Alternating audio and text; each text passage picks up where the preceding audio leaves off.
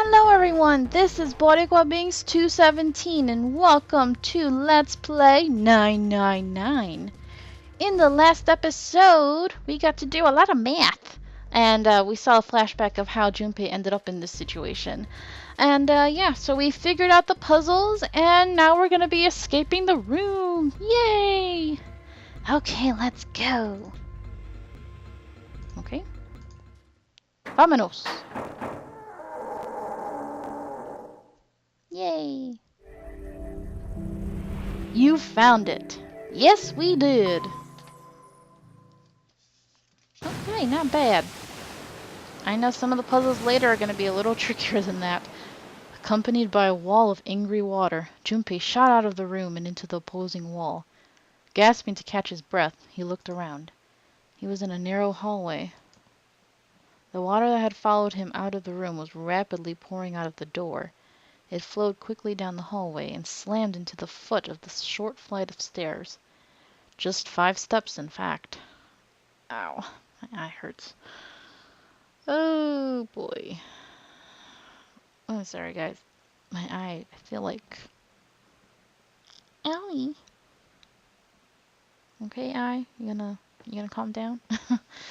Alright, just 5 steps. I like, the imagery for this game, the way they draw stuff, it's really cool. Really cool. Me gusta. Okay. And at the top of this short staircase, a door. Another door. Junpei leapt up the stairs, straight for the door. And it doesn't have a card reader. The door burst open and Junpei exploded out of it, only to freeze in his tracks. What other possible response could there have been to what he saw? What did he see?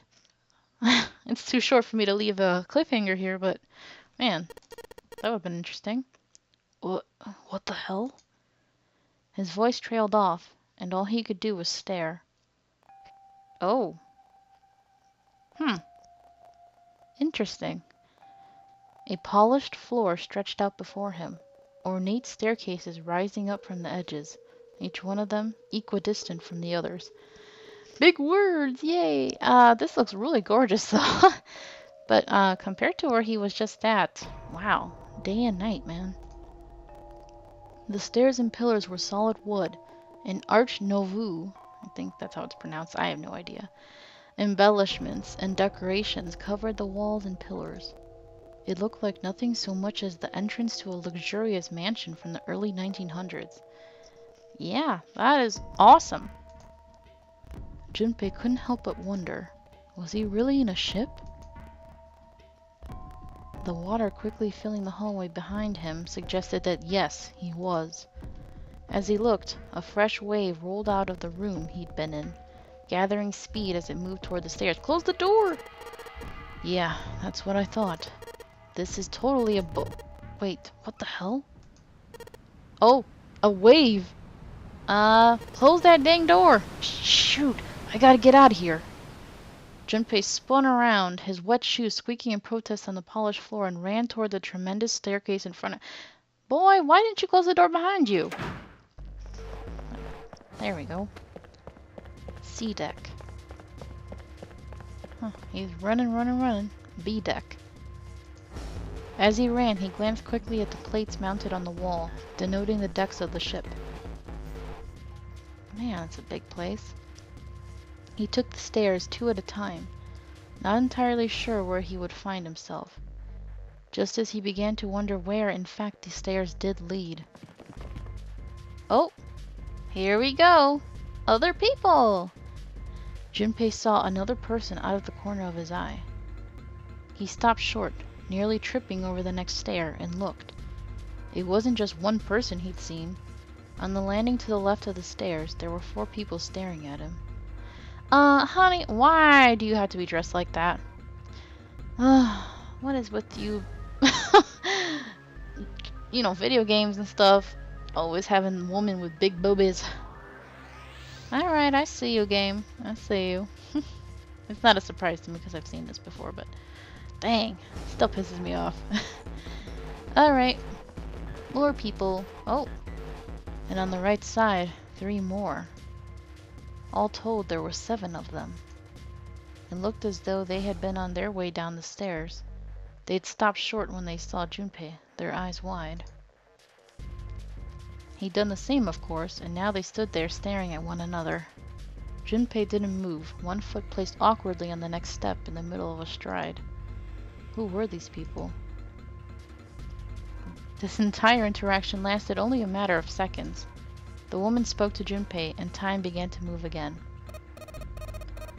I guess there's another one of us now. The woman was dressed, Junpei thought, rather like a dancer. Like a belly dancer, yeah. A little too much boobies, but still. Alright, let's just ignore that, please. Her clothes covered very little, and her prodigious jewelry little more. Hey, you! Come on! Hurry! With no further ceremony, she ran, straight past Junpei and toward the doors behind him. The sudden proximity of a woman with such striking assets left Junpei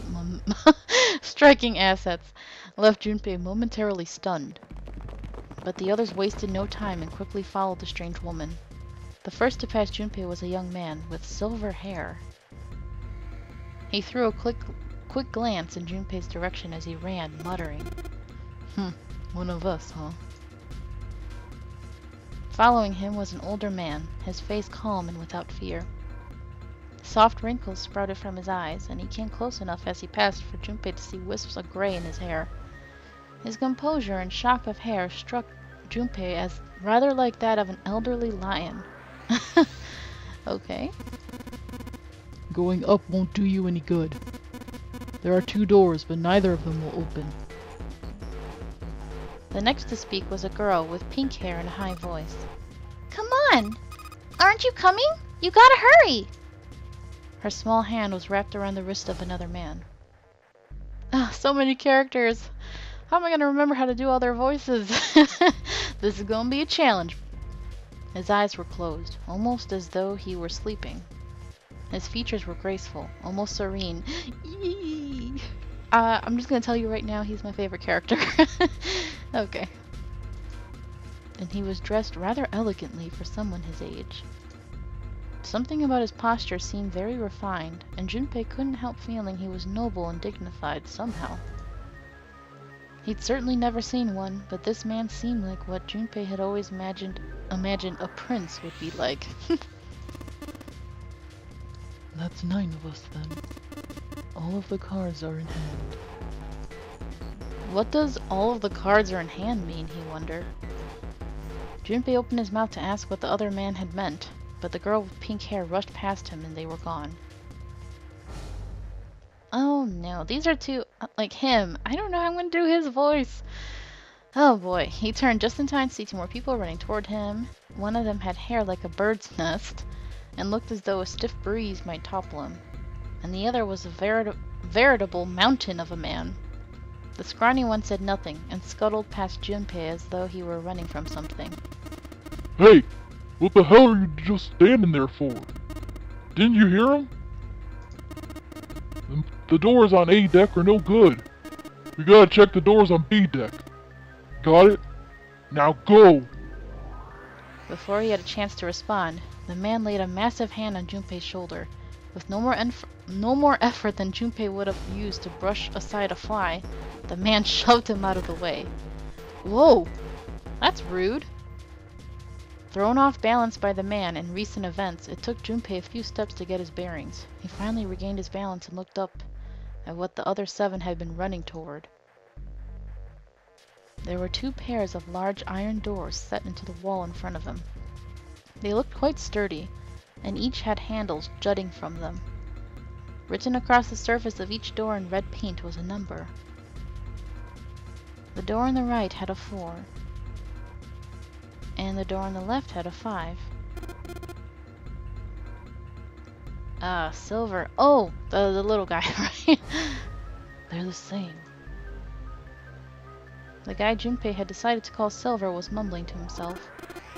The room I woke up in had a number on the door, just like that. You too, eh? With an arched eyebrow, the lion looked over at Silver. My cell was the same. A number upon the door.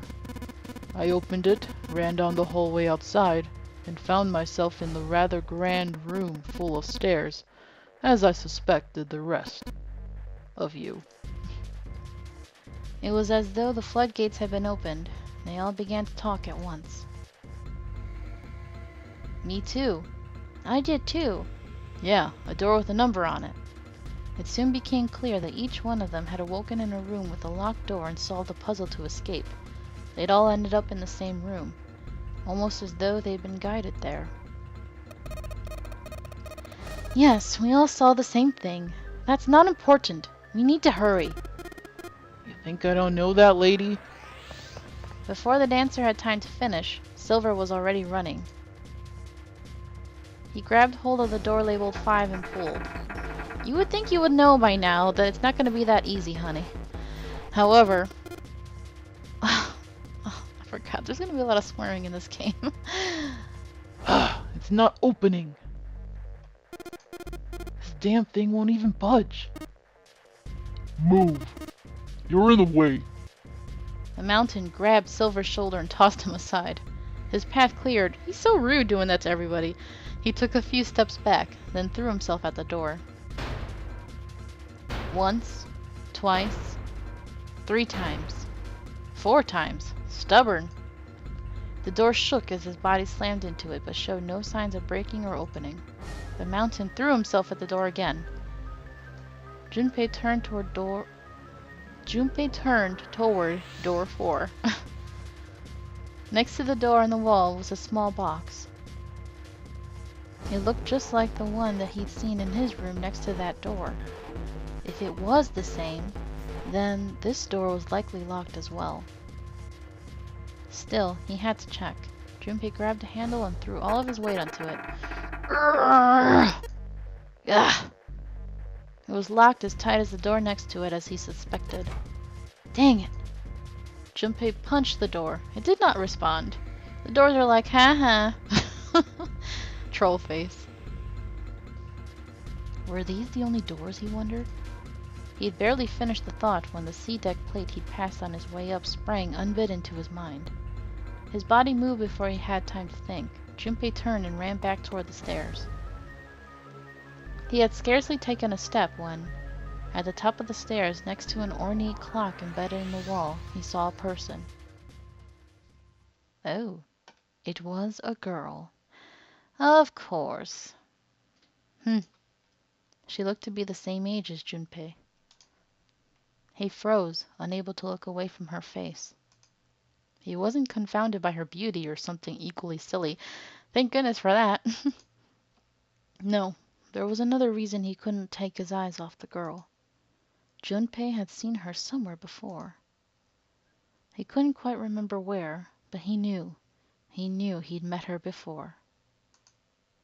The girl, too, stared at Junpei. Did I just say Junpei? It's Junpei. Similarly stunned. Her response suggested she'd seen him before as well.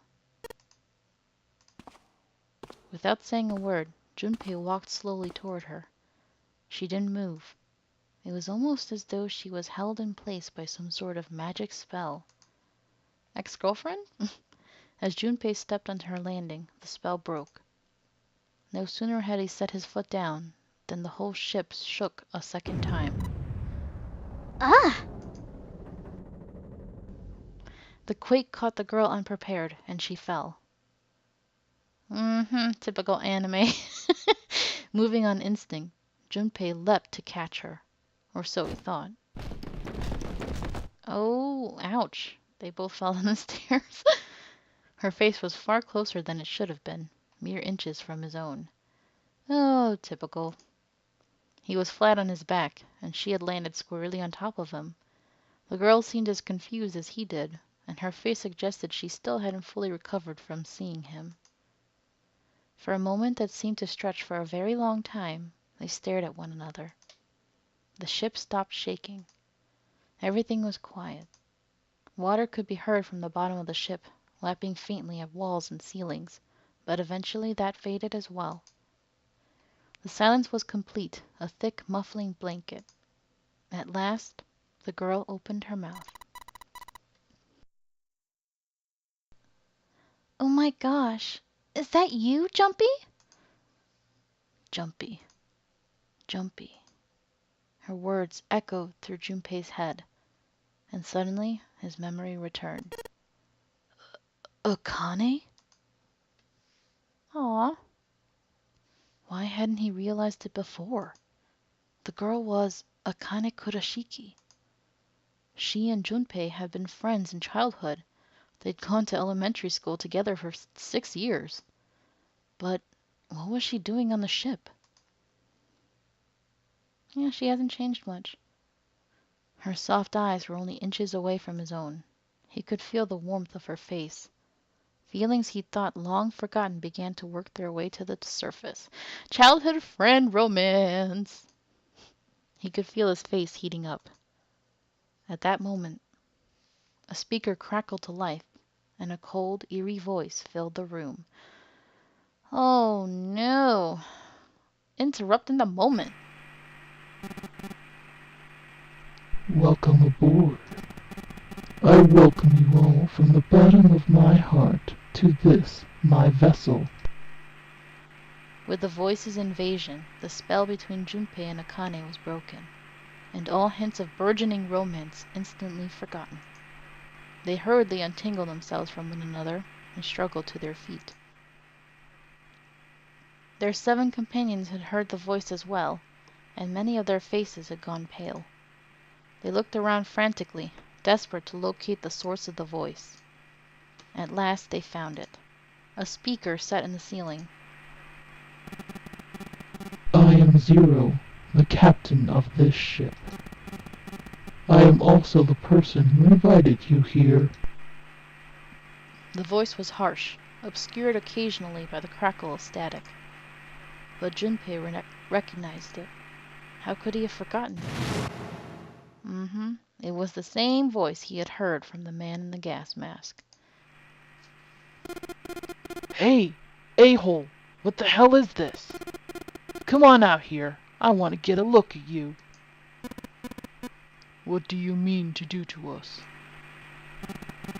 I mean to have you participate in a game. Some of you, I know, are familiar with this game. The Nonary game. It is a game where you will put your life on the line. Nonary game. What the hell's that? The voice continued, implacable. The rules of the Nonary game can be found upon your persons. They are simple rules. Read them. Nonary game. Hey, there's something in my pocket. Check this out. Silver reached into his pocket and pulled out a small slip of paper. The rest of them reached into their own pockets and pulled out similar slips of paper. Good thing they all had pockets. Junpei followed suit and dug into the pocket of his pants. He felt the telltale crumple of paper, slightly damp from his earlier ordeal. Hey, I got one too. Then it would seem Zero has seen fit to grace us each with a letter. Would you mind terribly reading it to us, young man? His request had been delivered to Junpei, who, after a short moment of surprise, did as he'd been asked. On this ship you will find a handful of doors emblazoned with numbers. We will call them the numbered doors. The doors in front of you are a pair of the same. The key to opening these numbered doors are the numbered bracelets that each of you possess. Should you total the numbers on your numbered bracelets and find that the digital root, again, of that number is equal to the number of that door, the door will open. Only those who have opened the door may pass through. There are, however, limits. Only 3 to 5 people can pass through one numbered door. All those who enter must leave, and all who enter must contribute. Bracelet, Junpei figured, had to mean the bulky thing on his wrist. He glanced around and looked like everyone else had one as well, and had come to much the same conclusion. The purpose of the game is simple. Leave this ship alive. Oh boy, that is creepy as heck. It is hidden, but an exit can be found. Seek a way out. Seek a door that carries a 9. Dun dun dun! That's why the game is called 999. 9 persons, 9 doors, blah blah blah. Junpei had reached the end of the letter. There was a long moment of silence, and then the speaker crackled to life once more. There is one last thing I must tell you. As you have no doubt surmised, this ship has begun to sink. On April 14th, 1912, the famous ocean liner Titanic crashed into an iceberg. Yep, guys, this ship, if you didn't figure it out by now, Titanic. I don't know how or why, but yeah, everything will be explained eventually. After remaining afloat for 2 hours and 40 minutes, it sank beneath the waters of the North Atlantic. I will give you more time. 9 hours. That is the time you will be given to make your escape. The voice finished, and the speaker went silent. The sound of a bell tolling echoed through the hall. It came from the dance hall adjacent to the stairwell. It took those assembled on the stairs mere moments to trace the sound to an antique clock embedded in the wall. 7, 8, 9. Right. The sound of the 9th bell faded away. The 10th never came. So is this 9 a.m. or 9 p.m.? That meant the time was 9 o'clock. Most likely 9 o'clock in the evening. Okay. When Junpei had peered out the window of his cell, he'd seen nothing but blackness. It had to be nighttime. If that was the case, then they would need to escape by 6 a.m. the following day. Now it is time. Let our game begin. I wish you all the best of luck. You creepy... I was about to say something. Ugh. The speaker went silent and did not speak again. What kind of psycho does this to people? Silver yelled at the speaker with language coarse enough to embarrass a sailor. Thank goodness I didn't have to read that. But the rest of Junpei's companions were silent, deep in thought. Junpei, too, was consumed by his thoughts. There was a great deal he didn't understand. Who was Zero? What was the Nonary game? Why had he chosen to make them part of it? Was he a criminal who took delight in playing with his victims? Or did he have some other purpose? By the way, it depends, but some of the music in this game is really cool, man. I really enjoy it. Then there's some others that really creep the hell out of me, but you'll hear that eventually. And why had Junpei been chosen as part of this insane game? Why had any of them been chosen? But one question was foremost on his mind. Of course, about her. Akane. They hadn't seen one another since elementary school. Why had she appeared now? Coincidence? No, that seemed impossible. There had to be a reason. He didn't know what it might be, but there had to be a reason. Yeah, this game it reminds me of Danganronpa too. I can't remember which one came out first. But yeah, these games, I like them both very, very much. Very well.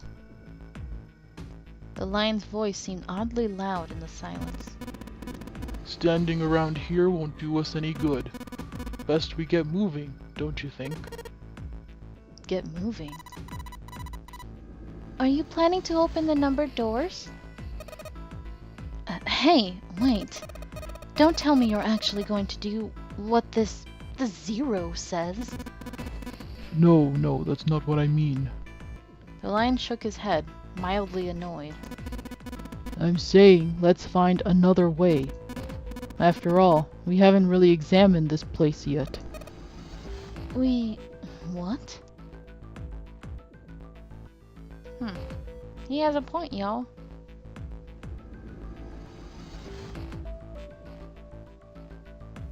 Oh boy. Their separate investigations finished, all 9 people returned to where they'd left one another. The result of all their work was nothing. They were completely sealed in. Their hard work had not gone completely to waste, however. They had learned a number of things as they scoured the parts of the ship they could reach. It seemed that they were confined to decks A through C. C deck was as far down as they would be able to go, however. The reason being, that D deck was completely submerged. Strangely, however, the water had risen no higher than D deck. The flow seemed to have been stopped somehow, as evidenced by the surface of the water on D deck, which was as smooth as glass. The prince knelt down and gently drew his hand across it. Perhaps this Zero fellow has used some sort of remote control to seal a watertight door lower down. He said that our time limit was 9 hours. In other words, this water won't rise for 9 hours. Then you're saying we won't sink till then? Well, that may be a little too optimistic. No point to wishful thinking. There were 3 metal doors on C deck. A single door stood off to the side, with 2 more on the wall facing the central staircase. None of them had numbers or verification devices. They were, however, locked like the other doors. No matter how much they pushed and shoved, the doors refused to move. The mountain and the lion threw themselves against them a few times, but to no avail. The door in the back had a keyhole. Just above it was a strange mark in the shape of a circle surrounding a dot. There were 2 other doors on C deck as well, but it was clear they were elevators, as each had a button next to it with an upside-down triangle. Really? Huh. They tried pushing the button. No response. Apparently there was no power running to the elevators. To the left of the elevator doors was a card reader. The card reader also had a strange mark on it. It looked like a lowercase h with a dash drawn across the upper stem of the H. Junpei stared at it for a while. This is the symbol of Saturn. It's an astrological symbol. Then the mark on the other door. I think that was the sun symbol. They had seen the same symbols on A deck. There was a door on either side of the stairs. The one on the left had a keyhole with a similar symbol engraved on it.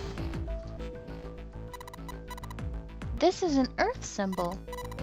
The horizontal line symbolizes the equator and the vertical one represents the prime meridian. Junpei looked up at the ceiling. There was a great circle cut in it, perhaps for a skylight or a glass dome, but it had been filled with a gargantuan metal plate. The metal looked very solid. Anything short of an explosive charge was unlikely to damage it. There were several windows along both sides of the ship, or at least there had been. They too were covered with metal plates. In other words, no way out. We're trapped. All the exits go nowhere. Junpei was not happy. The girl with pink hair spoke up. Well, I'm sure they go somewhere. We just can't open them. Then the mountain spoke. You don't know that. For all we know, they just open into walls or take us in circles. The prince did not agree. No, I'm sure they go somewhere. Otherwise, what point would there be? And we can open them. Well, 2 of them, at least.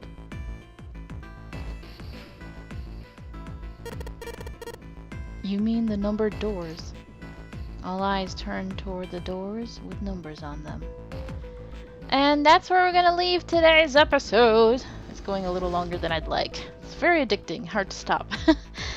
Now you know the plot for the most part.